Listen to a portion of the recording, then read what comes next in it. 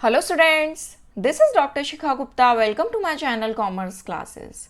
Previous lecture में हमने meaning of depreciation किया था, characteristics of depreciation किया था, reason for depreciation किया था and need for providing depreciation किया था. इस लेक्चर में हम factors determining amount of depreciation करेंगे और डेप्रीसिएशन का फर्स्ट मेथड जो कि है स्ट्रेट लाइन डेप्रीसिएशन मेथड उसको करेंगे, ठीक है।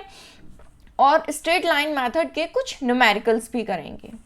चलिए स्टार्ट करते हैं। Factors determining amount of depreciation, वो कौन से फैक्टर्स हैं जो डिसाइड करते हैं कि डेप्रीसिएशन का अमाउंट क्या होगा, ठीक है।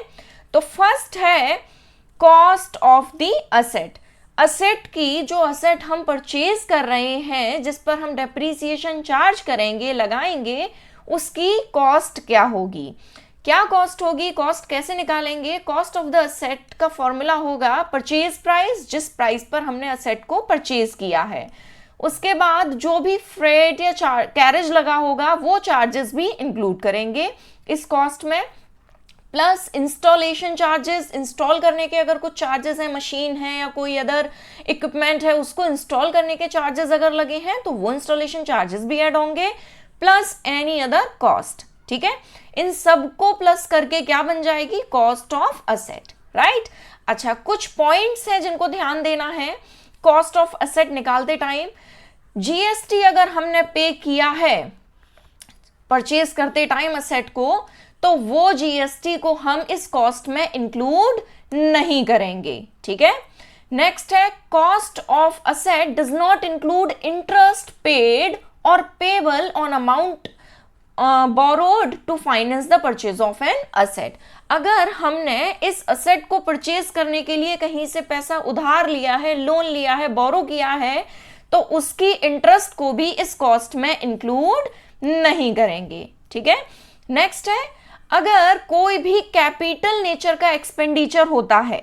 कैपिटल नेचर का एक्सपेंडिचर क्या, ऐसा कोई एक्सपेंडिचर जिससे असेट की लाइफ इंक्रीज हो जाती है या फिर असेट से जो प्रोडक्ट बन रहा है उसकी क्वालिटी इंप्रूव हो जाती है, ठीक है। ये कौन से एक्सपेंडिचर है, ये ह्यूज अमाउंट के एक्सपेंडिचर हैं जो असेट पर किए जा रहे हैं, तो उस एक्सपेंडिचर को हम कॉस्ट ऑफ असेट में परचेज करेंगे, ठीक है। लास्ट पॉइंट है if an asset is purchased, expenses incurred to make it ready for use are also incurred in the total cost of asset। हमने कोई अगर पुरानी असेट परचेज की है तो उसको जब तक हम रेडी फॉर यूज कंडीशन में नहीं ले आते हैं, उस कंडीशन में लाने तक के खर्चे को कॉस्ट ऑफ असेट में इंक्लूड करेंगे, ठीक है। बात समझ में आई। चलिए नेक्स्ट पॉइंट देखते हैं। नेक्स्ट पॉइंट क्या है जो डेप्रीसिएशन के अमाउंट को अफेक्ट करता है। नेक्स्ट है estimated useful life of asset. Asset की एस्टिमेटेड यूजफुल लाइफ कितनी है, वो असेट कितना टाइम तक चलेगी, 2 साल चलेगी, 10 साल चलेगी, 20 साल चलेगी, ठीक है, या उससे ज्यादा चलेगी, वो क्या होता है उस असेट की estimated useful life. Next point है एस्टिमेटेड रेजिडुअल और स्क्रैप वैल्यू ऑफ असेट। ये क्या होता है, रेजिडुअल या स्क्रैप वैल्यू क्या होता है, असेट बिजनेस में से एकदम डिसअपियर तो हो नहीं जाएगी, उस असेट की कुछ ना कुछ तो वैल्यू बचेगी ना। हो सकता है उस असेट की इतनी वैल्यू बचे कि वो कबाड़े में बिक रही है, तो कुछ ना कुछ तो मिलेगा ना, वो वैल्यू क्या है, स्क्रैप वैल्यू, ठीक है।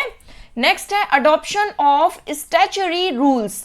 हम अगर जो भी रूल्स हैं कंपनीज एक्ट के, इनकम टैक्स एक्ट के, वो रूल्स भी डेप्रीसिएशन की वैल्यू को अफेक्ट करते हैं, क्योंकि हमें डेप्रीसिएशन इन रूल्स के अकॉर्डिंग ही, इन एक्ट्स के अकॉर्डिंग ही लगाना होता है, राइट।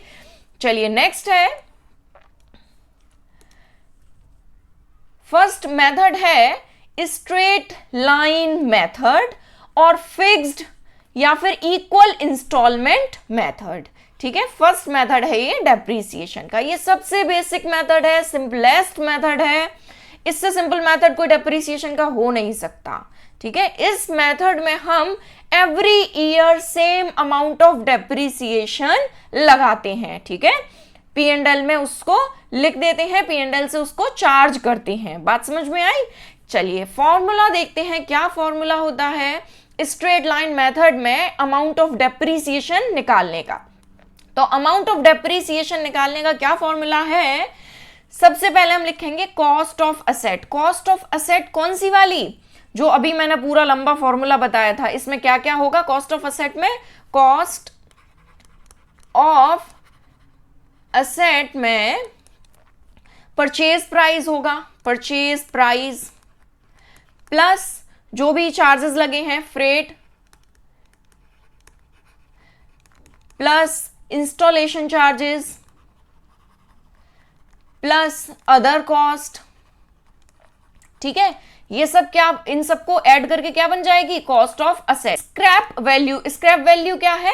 वो वैल्यू जो मशीन के एंड में बचेगी। मान लीजिए मशीन की एस्टिमेटेड यूजफुल लाइफ 10 ईयर है, तो 10th ईयर पर उस मशीन की जो वैल्यू बचेगी उसको क्या बोलेंगे? Scrap value. तो कॉस्ट ऑफ असेट में से स्क्रैप वैल्यू माइनस करेंगे और डिवाइड किससे करेंगे? उस मशीन की एक्सपेक्टेड लाइफ से। ठीक है, फॉर एग्जाम्पल कोई मशीन की कॉस्ट पड़ रही है 1,10,000 और उसकी स्क्रैप वैल्यू है 10,000। ठीक है, और उस मशीन की एस्टिमेटेड यूजफुल लाइफ है 10 ईयर्स।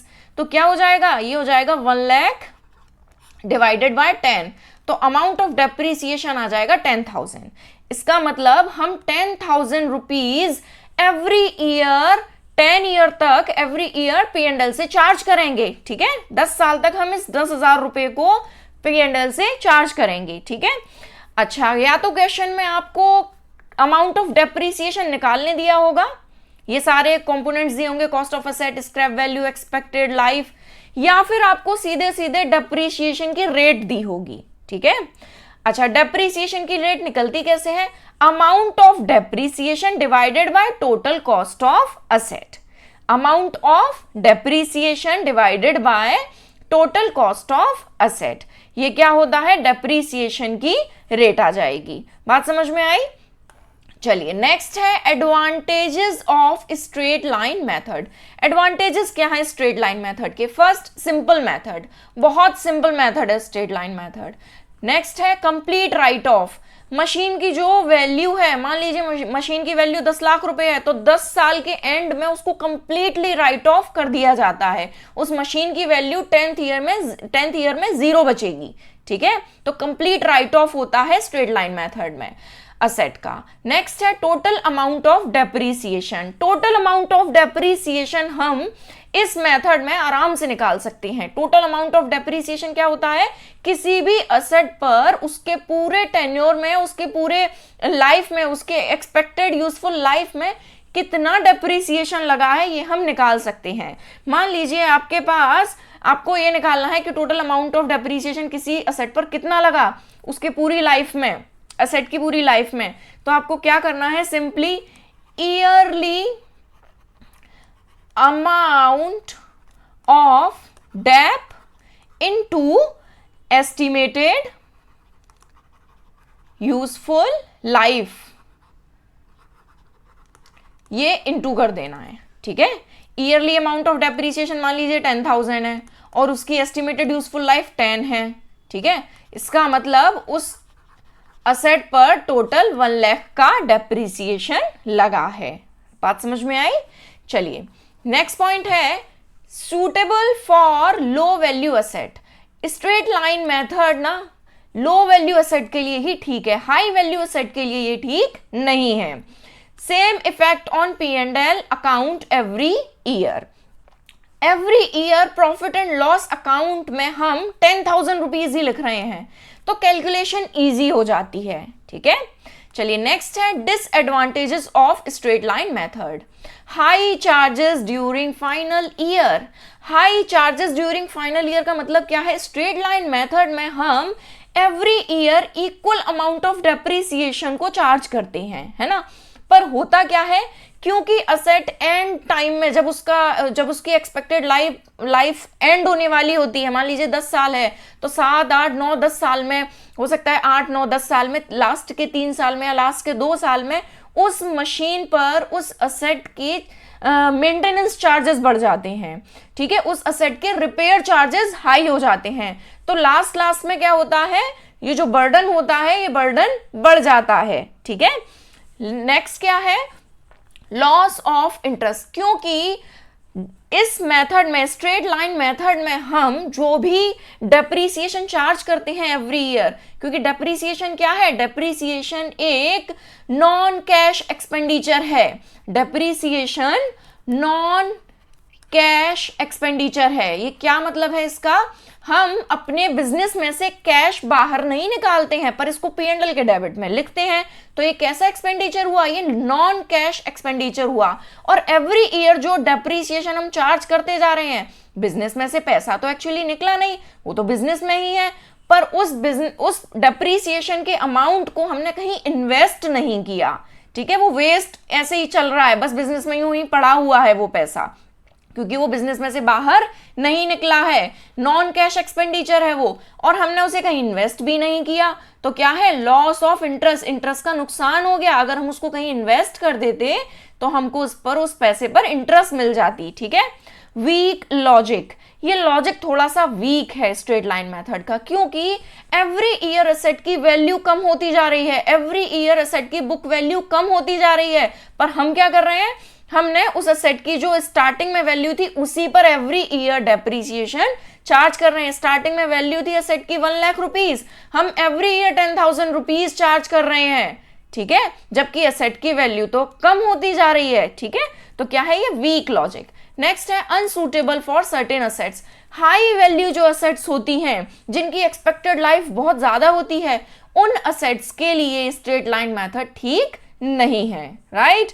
चलिए अब कुछ न्यूमेरिकल्स करते हैं। फर्स्ट न्यूमेरिकल है, Raman traders purchased a machine on 1 October 2018। Raman traders ने एक मशीन परचेज की 1 अक्टूबर 2018 को at a cost of 1,50,000, spend 10,000, 1,50,000 की मशीन परचेज की और 10,000 उस पर इंस्टॉलेशन चार्जेस का स्पेंड किया, ठीक। The realizable value or scrap value at the end of the estimated useful life of 10 years is estimated at 10,000. Scrap value दी है 10,000 और estimated useful life दी है 10 years, ठीक। The books are closed on 31st March every year. Show machinery account and depreciation account for 3 years. चलिए सबसे पहले cost of asset निकालते हैं।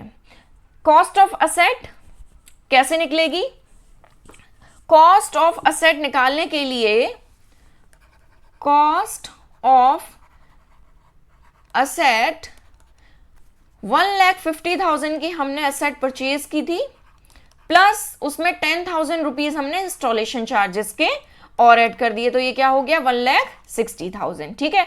Cost of asset आ गई। अब अमाउंट ऑफ डेप्रीसिएशन निकालते हैं। अमाउंट ऑफ डेप्रीसिएशन कैसे निकलेगा, अमाउंट ऑफ डेप्रीसिएशन का फॉर्मूला था कॉस्ट ऑफ असेट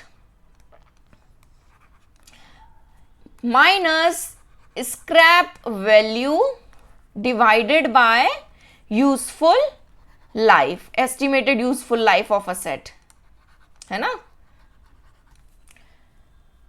लिख लेते हैं ये सब क्या क्या आए हैं। कॉस्ट ऑफ असेट है 1,60,000, स्क्रैप वैल्यू दी हुई है, स्क्रैप वैल्यू 10,000 ये रही, ठीक है। तो 10,000 माइनस में लिख देंगे, डिवाइड करेंगे 10, एस्टिमेटेड यूजफुल लाइफ 10 ईयर्स, ठीक। तो ये सब करके आ जाएगा आपका अमाउंट ऑफ डेप्रीसिएशन 15,000 रुपीज, ठीक है। अच्छा, अब क्योंकि 1 अक्टूबर से लेकर 31 मार्च तक ही हमने वो मशीन यूज की होगी 2018 में, है ना, क्योंकि हमारा अकाउंट कब क्लोज हो रहा है, 31 मार्च को। तो अक्टूबर, नवंबर, दिसंबर, जनवरी, फरवरी, मार्च, 6 मंथ्स हमने इस मशीन को यूज किया है इन द ईयर 2018 एंड 19। बात समझ में आ रही है। तो फर्स्ट ईयर में 2019 मार्च 2019 में हम 6 मंथ का डेप लगाएंगे, ठीक है। तो इसको इंटू 6 डिवाइडेड बाय 12 कर देते हैं, तो 15,000 को इंटू 6 डिवाइड बाय 12 करके आएगा आपका 7,500। बाकी के ईयर्स में 3 ईयर्स तक का बनाना है आपको अकाउंट, तो बाकी के ईयर्स में फर्स्ट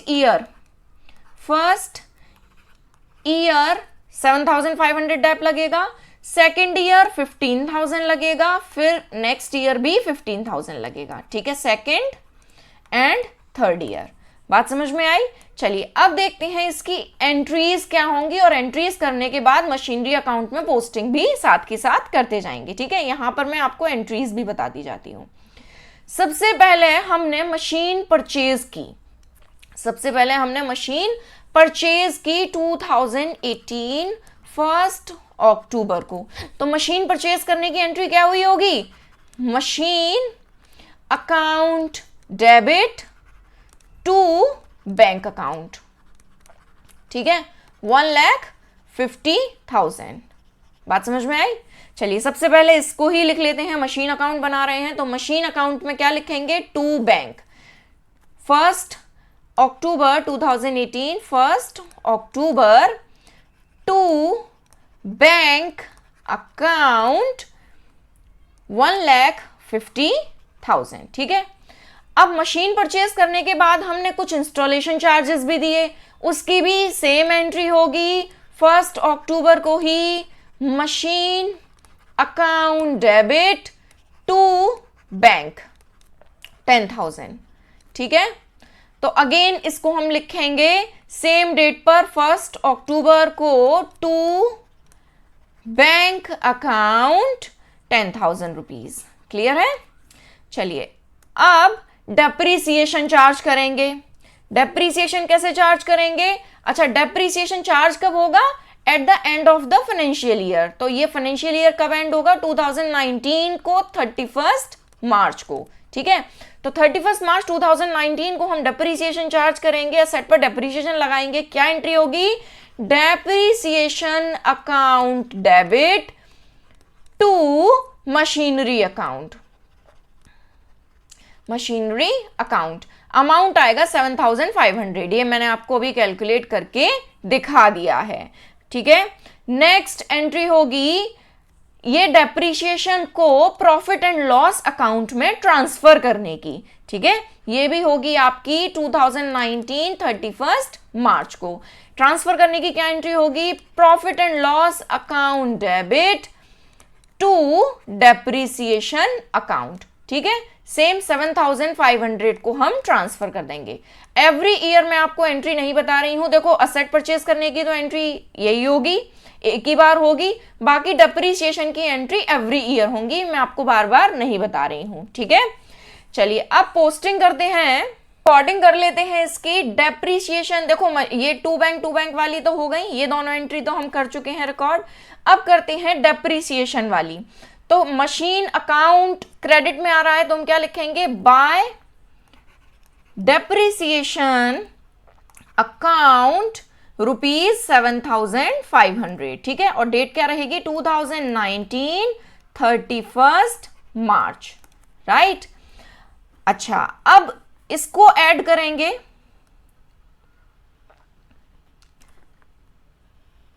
और इसको इस साइड को भी ऐड करेंगे, और बैलेंस जो बचेगा उसको लिख लेंगे, ठीक है। अच्छा ये एंट्री क्यों नहीं आई? क्योंकि इस एंट्री में मशीन अकाउंट है ही नहीं है, ठीक है। अच्छा ऐड करके क्या आएगा? 1,60,000, और यहां पर क्या आ रहा है? 7,500। तो माइनस करके क्या आएगा? 1,60,000 लिख लेते हैं पहले, माइनस करके आएगा बाय बैलेंस CD ₹1,52,500, ठीक है। और ये भी आपका रहेगा 31 मार्च को। अब नेक्स्ट ईयर 1 अप्रैल 2019 में इसको ट्रांसफर करते हैं, 1 April 2019 to balance brought down BD 1,52,500, ठीक है। अगेन फिर से हम क्या करेंगे? डेप्रीसिएशन लगाएंगे। नेक्स्ट ईयर सेकेंड और थर्ड ईयर में डेप्रीसिएशन पूरा एक एक साल का लगना है, तो क्या करेंगे? 2020 31 मार्च को हम डेप लगाएंगे बाय डेप्रीसिएशन 15,000, ठीक है। नेक्स्ट क्या करेंगे? अब अगेन माइनस करेंगे अमाउंट 1,52,500, यहां भी लिख लेते हैं 1,52,500 माइनस करेंगे 15,000, क्या आएगा? बाय बैलेंस CD रुपीज 1,37,500, ठीक है, और ये भी रहेगा आपका 31 मार्च को। चलिए 2 साल तो हो गए।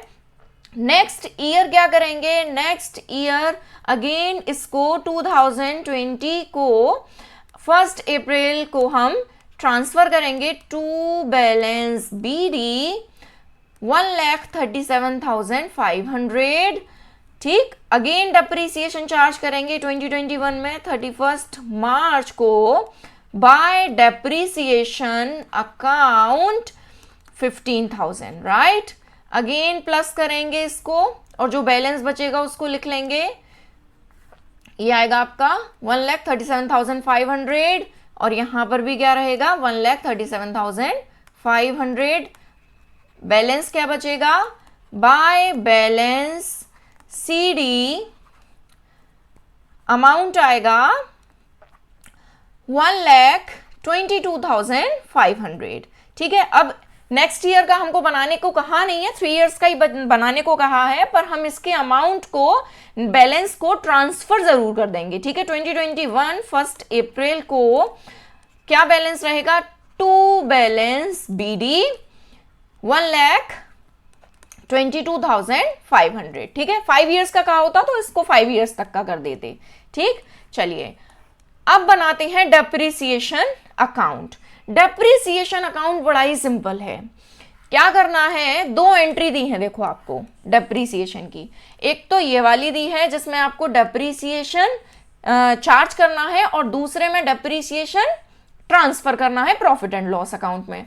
तो इस वाले की एंट्री क्या होगी, इस वाले की रिकॉर्डिंग कैसे होगी, डेप्रीसिएशन अकाउंट को डेबिट बोला है, डेबिट किया है, तो क्या करेंगे, टू मशीनरी अकाउंट 7,500 और यहां पर डेप्रीशिएशन को क्रेडिट किया है तो क्या लिखेंगे, बाय P&L अकाउंट 7,500। सेम इसी तरह से तीनों साल एंट्री होगी, ठीक है, और इसी तरह से रिकॉर्डिंग भी होगी। बता देती हूं कैसे करेंगे ये। सबसे पहले क्या आएगा, 2019 और ये यहां पर भी रहेगा 2019 31 मार्च, क्योंकि ये तो काम हम एंड में ही कर रहे होंगे, eight the end of the financial year, ठीक है। तो सबसे पहले डेप्रीसिएशन चार्ज करने की होगी टू मशीनरी अकाउंट।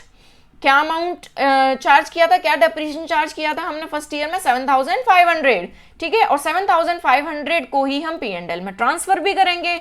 तो लिखेंगे by profit and loss account 7,500, ठीक है। ये हो गया यहां पर अकाउंट क्लोज इस ईयर का, सिंपल। नेक्स्ट ईयर क्या करेंगे, नेक्स्ट ईयर अगेन 2020 में 31 March 2020 31 March again to machine depreciation charge करेंगे मशीनरी अकाउंट इस ईयर में 15,000, ठीक है। सेकंड और थर्ड ईयर में 15,000 था और यहां पर क्या करेंगे, P&L में ट्रांसफर करेंगे तो बाय P&L अकाउंट, ठीक है। ये हो गया अकाउंट क्लोज। थर्ड ईयर में भी इसी तरह से करेंगे, 2021 में 31 मार्च, यहां भी 2021 31 मार्च टू मशीनरी अकाउंट 15,000 और बाय P&L अकाउंट 15,000 ट्रांसफर करने के, ठीक है। अगेन अकाउंट क्लोज इस ईयर में भी, ठीक है। कुछ बैलेंस है ही नहीं तो उसको ट्रांसफर करेंगे ही नहीं। बात समझ में आई। चलिए अब एक और क्वेश्चन करते हैं। इस क्वेश्चन में हमने असेट को सेल भी किया है। XYZ limited purchase the machinery on 1 January 2012 for ₹5 lakh, ये 5 लाख है, ये रुपीज का साइन है, 5 lakh on 1 January 2014 the machinery was sold for 4 lakh. 5 lakh की मशीनरी परचेज की 1 जनवरी 2012 को और 2014 1 जनवरी को हमने इसको बेच दिया 4 लाख रुपीज में। बात समझ में आई। The firm charges depreciation at the rate of 15% per annum under straight line method. इसमें सिंपली आपको डेप्रीसिएशन रेट दी हुई है तो बहुत सिंपल हो जाएगा डेप्रीसिएशन निकालना amount. and the books are closed on 31st March every year. Prepare machinery account and depreciation account. ठीक है, चलिए फटाफट से कैलकुलेशन करते हैं. अच्छा ये देखिए, आपने मशीनरी परचेज की है 1 जनवरी 2012 को और अकाउंट क्लोज हो रहा है आपका 31 मार्च को. तो इसका मतलब हमने इस मशीन को यूज कब किया होगा 2012 में? सिर्फ 3 महीने, जनवरी फरवरी मार्च. ठीक है, तो सबसे पहले ईयर में डेप्रीसिएशन सिर्फ 3 मंथ्स का लगेगा. राइट, यहां पर कैलकुलेशन भी करते जाते हैं साइड में डेप्रीसिएशन की. तो सबसे पहले डेप लगेगा आपका डेप्रीसिएशन 5 लाख का 15% और इंटू 6/12 भी कर लेते हैं, सॉरी 3/12. ठीक है, 3 मंथ्स यूज हुई है ना, तो ये आ जाएगा आपका 18,750. ठीक है, नेक्स्ट ईयर डेप रहेगा आपका, ये जब ये नहीं करेंगे, सिंपली क्या करेंगे नेक्स्ट ईयर 5 लाख इंटू 15%, तब ये आएगा आपका 75,000. राइट, चलिए फटाफट से इसको लिख लेते हैं. सबसे पहले मशीन परचेज करेंगे, सबसे पहले मशीन परचेज करेंगे तो क्या एंट्री होगी, कैसे रिकॉर्डिंग करेंगे? मशीन की एंट्री होगी asset account debit to bank account. तो लिख लेते हैं इसको 2012 1 जनवरी को हमने मशीन परचेज की है, तो आएगा to bank account 5 lakh rupees. ठीक है, फिर डेप्रीसिएशन चार्ज करेंगे. डेप्रीसिएशन कब चार्ज करेंगे? 2012 को 31 मार्च को. ठीक है, at the end of the year करते हैं ना, तो ये आ जाएगा बाय डेप्रीसिएशन अकाउंट. कितना आ रहा था? 18,750 रुपीज. ठीक है, अच्छा अब बैलेंस निकाल लेते हैं. 5 लाख और बैलेंस आएगा 5 लाख. बैलेंस रहेगा जो बचेगा बाय बैलेंस CD 4,81,250. ठीक है, ये भी रहेगा आपका 31 मार्च को. चलिए नेक्स्ट ईयर करते हैं. नेक्स्ट ईयर 2012 में 1 अप्रैल 2012 को सबसे पहले बैलेंस को ट्रांसफर करेंगे by balance BD 4,81,250 rupees. Again depreciation charge करेंगे जो कि होगा आपका 2013 को 31 मार्च को. ये होगा बाय डेप्रीसिएशन अकाउंट. अब आएगा 75,000 क्योंकि इसमें हमने पूरा साल का डेप लगा है, पूरे साल हमने मशीन को यूज किया है. ठीक है, अगेन बैलेंस निकाल लेते हैं. 4,81,250 यहां भी आ जाएगा 4,81,250. बैलेंस आ जाएगा बाय बैलेंस CD. ठीक, 31 मार्च को ही है ये. बैलेंस आएगा 4,06,250. ठीक है, अब आती है बारी मशीन को सेल करने की. तो सबसे पहले बैलेंस को ट्रांसफर कर लेते हैं 1 अप्रैल 2013 को, सॉरी 1 अप्रैल 2013 को टू बैलेंस BD 4,06,250 रुपीज. ठीक है, अच्छा अब हमने देखते हैं मशीन सेल कब की है. मशीन हमने सेल की है 1 जनवरी 2014 को. इसका मतलब हमने ये मशीन 2014 वाले ईयर में, 2013 to 14 वाले ईयर में 2013 1 अप्रैल 2013 से लेकर 1 जनवरी 2014 तक इसको कितने महीने यूज किया होगा? इसको हमने 9 मंथ्स यूज किया होगा, है ना. मार्च से लेकर अगर हम करें 31 मार्च से लेके तो अप्रैल मई जून जुलाई अगस्त सितंबर अक्टूबर नवंबर दिसंबर. ठीक है, 9 मंथ्स हमने इसको यूज कर लिया होगा बेचने से पहले इस लास्ट वाले ईयर में. तो अब एक बार कैलकुलेशन कर लेते हैं. डेप्रीसिएशन को लास्ट इस वाले ईयर में कैसे निकालेंगे? 5 लाख का 15% एंड 9/12 9 मंथ्स का, तो ये आएगा 56,250। ठीक है, अभी इसको लिख लेते हैं। सबसे पहले 56,000 कब करेंगे? अच्छा, डेप्रीसिएशन चार्ज जब हम मशीन को सेल कर रहे हैं, एंड का ईयर एंड का वेट नहीं करेंगे, तो ये आएगा आपका 2014 1 जनवरी। उसी दिन हम क्या करेंगे? डेप्रीसिएशन चार्ज कर देंगे, जिस दिन तक यूज किया है उस दिन तक का। ठीक है, तो ये अमाउंट आएगा आपका 56,250 रुपीज। राइट, अब देखते हैं मशीन को सेल हमने प्रॉफिट में किया या हमने लॉस में किया। ठीक है, इसकी कैलकुलेशन यहां पर बताती हूं आपको। मशीन की कॉस्ट क्या थी? मशीन की कॉस्ट थी 5 लाख रुपीज। ठीक, ये फर्स्ट ईयर, ये सेकंड ईयर का डेप और ये थर्ड ईयर का डेप। ठीक है, तो सबसे पहले हमने क्या डेप लगाया? 18,750 डेप लगाया। ठीक है, और फिर मशीन की बुक वैल्यू क्या हो गई? बुक वैल्यू फर्स्ट ईयर में बुक वैल्यू हो गई 4,81,250 रुपीज। अगेन नेक्स्ट ईयर हमने क्या डेप लगाया? 75,000 का डेप लगाया। अब बुक वैल्यू क्या हो गई? अब बुक वैल्यू हो गई 4,06,250। राइट, ये हो गई बुक वैल्यू। अब हमने कितना डेप लगाया? फिर हमने डेप लगाया 56,250 का। अब मशीन की वैल्यू क्या हो गई? अब मशीन की वैल्यू हो गई 3,50,000। ठीक है, और मशीन हमने सेल कितने में की है? मशीन हमने सेल की है, ये लिखा है 4 लाख रुपीज की। ठीक, अब मशीन को सेल जब हम करेंगे 4 लाख रुपीज का, एक्चुअली मशीन की वैल्यू अब क्या बची है? 3,50,000। अब मशीन की बुक वैल्यू है 3,50,000, पर हमने इसको सेल किया 4 लाख में, तो 50,000 का हमको क्या हुआ? Profit.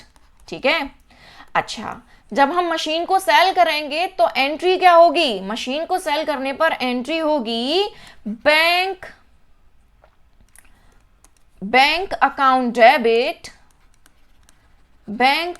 Account debit to machinery account.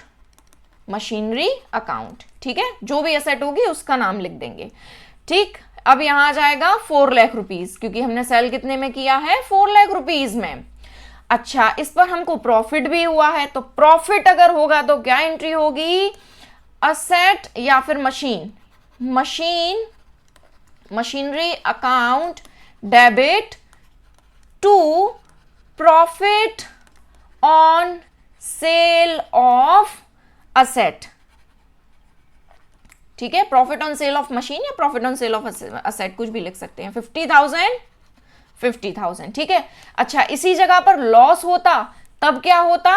In case laws होता तो हम लिखते loss on sale of asset to machinery account. ठीक है, टू मशीनरी अकाउंट, जो भी अमाउंट होता, जितना भी लॉस होता उसको लिख लेते। ठीक है, तो अभी हमने क्या किया? Bank account debit to machinery.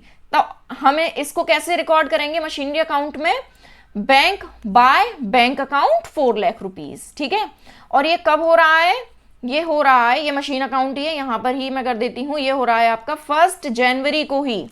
तो बाय बैंक अकाउंट 4 लाख। ठीक, अब इसकी एंट्री, इसको कैसे रिकॉर्ड करेंगे?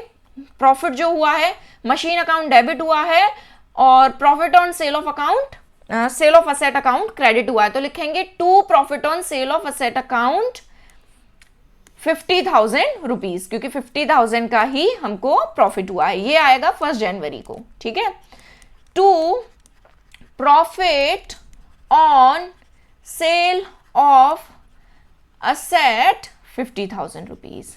ठीक है, चलिए अब फटाफट से डेप्रीसिएशन अकाउंट बना देते हैं। अच्छा, इसका टोटल लिख लेते हैं। फाइनली इसका टोटल आएगा